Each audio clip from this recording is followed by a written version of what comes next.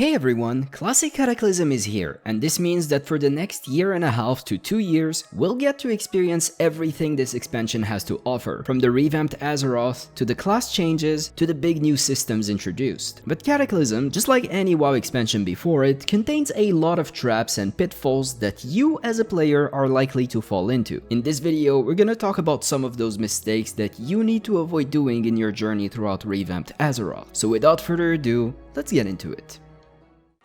Mistake number 1. While playing Cataclysm, either while leveling or while doing dungeons at max level, just like with any expansion before it, you'll often receive loot that isn't for your particular class or spec, be it while greeting for it in a dungeon or after completing a quest that didn't really have anything interesting for you as a reward. Just like for any previous expansion so far, the most likely thing you'll do in that case is to just vendor, or, if you're lucky to know an enchanter or to be an enchanter yourself, disenchant the item and sell the mats on the auction house for some gold. Although you could certainly do that, in Cataclysm, there's one last thing you need to consider before vendoring or disenchanting a piece of gear, and that's reforging. Real quick, if you don't know what reforging is, it's a system that was added in Cataclysm that allows you to convert any secondary stat on an item into any other secondary stat of your choice. Now, this operation will only keep 40% of the stat you chose. So say an item has 100 dodge rating, if you convert that into crit rating, you only get 40 crit as a result. Still though, this is very useful, especially for the early game after you reach max level. Besides the obvious reason that you likely won't have anything better to equip at that point in your character's progression, another very important reason to keep this in mind is because in order for you to unlock queuing for random Cataclysm heroics, you need a minimum average item level of 329, which is a bit tough to reach that early in your character's progression. And doing your daily heroic dungeon is super important because it rewards you with valor points, which is basically a currency that allows you to buy the best gear in the game. So you really want to start doing those random heroic dungeons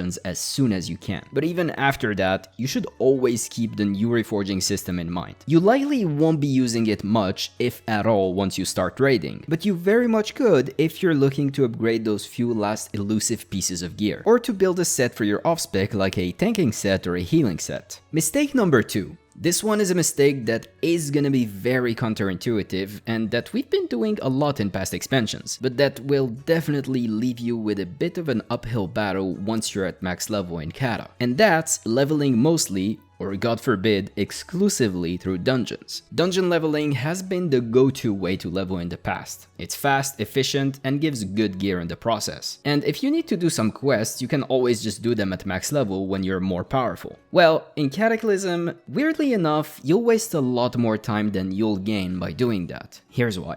Reputations in Cata are very crucial. They not only reward you with shoulder and helmet enchants, but there's also a ton of pre-raid best-in-slot items locked behind Revered and Exalted with some of those factions. Now here's the kicker. Dungeons just don't reward any reputation. Not the trash and not the bosses. And that's also the case in Heroics too. There is some dungeon quests, but those give very tiny amounts of reputation. I mentioned shoulder enchants. Those are locked behind the Therazane reputation, which is the reputation of the Zone of Deepholm. Think of it as your Sons of Hodir from Wrath. This will require you to do a long quest chain to unlock the vendor. At the end of this quest chain, you'll also be put at either Honored or Revered if you're human, which will allow you to buy some very solid 346 rings, boosting your average item level in the process and helping you unlock random heroic dungeons. It's safe to say that if you level exclusively through doing normal dungeons, you'll definitely end up going back and doing the quest lines for each of the zones individually until you reach Friendly to unlock the Tabard. More on this in a second, which is gonna be wasting you a lot of time in the process. What I recommend is that you just level normally through quests and hit 2 birds with 1 stone. Level your character as well as your reputation at once. Also, leveling in Cataclysm the normal way is very efficient. I would say as efficient as running dungeons, thanks to us being able to fly around Azeroth all the way from level 60. The quests themselves are very fast and straightforward to do and require very little effort to complete. Long gone are the days of vanilla leveling where you need to kill tons of mobs for for just one item to drop. Mistake number 3. I mentioned the reputation tabards a minute ago, and the big mistake that myself and probably a lot of players will fall into is to forget to first off buy those tabards, and second, to switch them depending on which piece of gear you need to replace the most. So this system was introduced in Rat, but in case you don't know it real quick, each endgame reputation in Kata has a tabard locked behind friendly. As I said a minute ago, you really need to reach friendly ASAP to be able to buy those tabards before setting foot in a dungeon. That way, you'll work towards leveling those important reputations that have key items locked behind them like shoulder or helmet enchants or even your best in slot pieces. This is the only way for you to gain reputation with those factions. And if you forget to equip those tabards, forget to switch them once your reputation is high enough, or decide to just skip unlocking them and go straight to doing dungeons the minute you hit 80,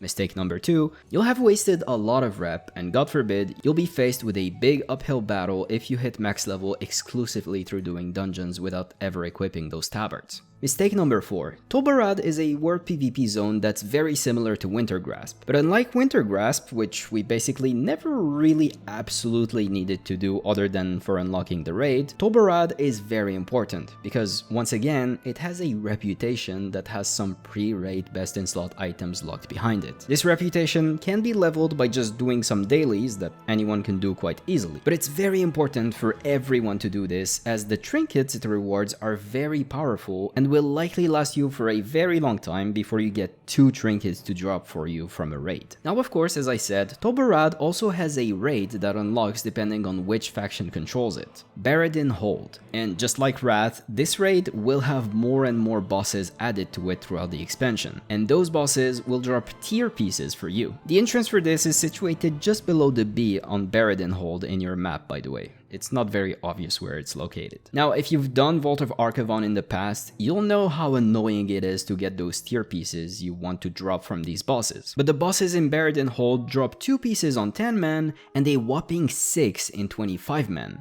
But here's the kicker, you cannot do both the 10 and 25 man version of this instance within the same reset. So here's the other small mistake to avoid doing in Baradin Hold. Basically, never do 10 man. It's a trap if you're a DPS or healer, and it's especially a trap if you're a tank. This was a bit weird back in the day, and I hope Blizzard does something about it, hopefully. Mistake number 5. Let's talk archaeology. This secondary reputation will be introduced to the game as soon as the pre-patch drops, and archaeology, unfortunately, has a reputation for being a very mind-numbing profession to both level and to get the rewards from. That being said, this is a very important profession to level for basically everyone, and the reason why is because, you guessed it, pre-raid best in slot items, and also mounts if you're a collector. But not only are those items pre-raid biz, but all of them are account bound, meaning if you get lucky to get some pre-biz for another class, you can always mail it to your alt if you have that class. Furthermore, archaeology epics are just insanely powerful items. They basically will only be replaced by heroic raiding loot, which you may or may not be running every week depending on your guild and how much time you have to invest in the game. So your next best option is to do archaeology and get these powerful items solo. I'll do a detailed comprehensive guide for archaeology in the future, so make sure to subscribe. But for now, here's something you need to keep in mind while leveling it and what will be a mistake to avoid doing. At some point, while leveling this profession, you'll start being able to craft items. Here's what you need to keep in mind. Never ever craft any of those items without using the keystone slot. It's this little slot at the bottom left. And what this does is it adds 12 fragments to your progression towards crafting that item, saving you a lot of time in the process. You'll get plenty of keystones by just leveling your archaeology, so you should never really run out of them,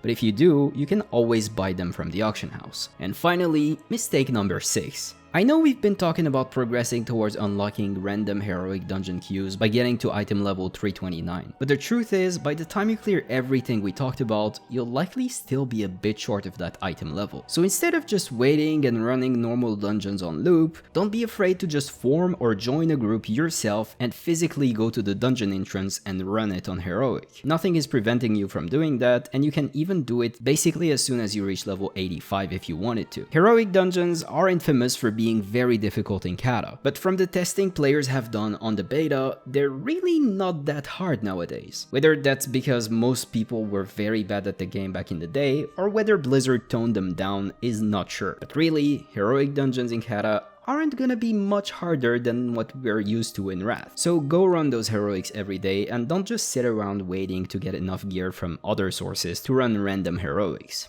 And that's about everything I have for you today. Those were 6 mistakes that a lot of players will likely fall into in Cataclysm all throughout the expansion. If you can think of another pitfall that I haven't mentioned here, please let us know in the comments to benefit everyone. And if you like this video, make sure to give it a like and subscribe for more content like this. My name is Numidia and I will see you guys in the next one very soon. Bye for now.